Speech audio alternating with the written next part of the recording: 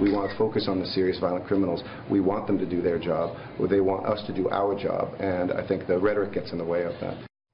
So that was L.A. Mayor Eric Garcetti with some tough talk earlier as the sanctuary city fight heats up across the country really tonight. Today, Garcetti and other major city Democratic mayors met steps from Capitol Hill to make their case just 48 hours after Attorney General Sessions threatened to pull federal dollars from sanctuary cities if they refuse to play ball with the feds.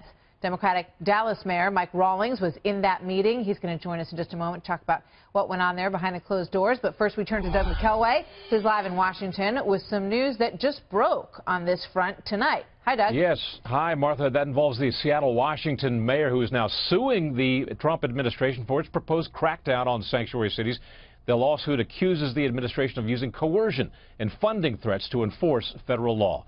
That occurring just hours after several other big city mayors met here in D.C. with Homeland Security Secretary John Kelly, who briefed them behind closed doors on what this policy entails. He promised them no sweeping roundup of illegals, but many have other concerns. It threatens cities by hitting them where it most hurts, with the potential withdrawal of funding for hugely expensive police equipment, lab technology, and victims' services. We are opposed to any funding being taken away as a punitive measure. But complicating this policy, no one can say what sanctuary technically means. The Center for Immigration Studies defines it as a, quote, policy that is non-cooperative and obstructs immigration enforcement. The center finds 306 jurisdictions across the United States meet that definition, but the leaders of many of those jurisdictions deny they provide sanctuary. Nothing could be further from the truth. We work every single day with ICE. Trump administration officials disagree, and so does Texas Governor Greg Abbott. He's already targeted Austin and surrounding Travis County with a punitive withdrawal of state money.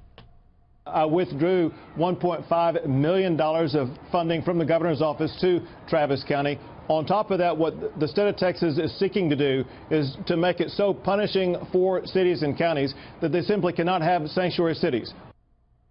DHS has said that it is not making any decisions on withholding funding until a clearer definition of sanctuary is reached, and we're told there is no timetable for that decision. Martha? Thank you, Doug.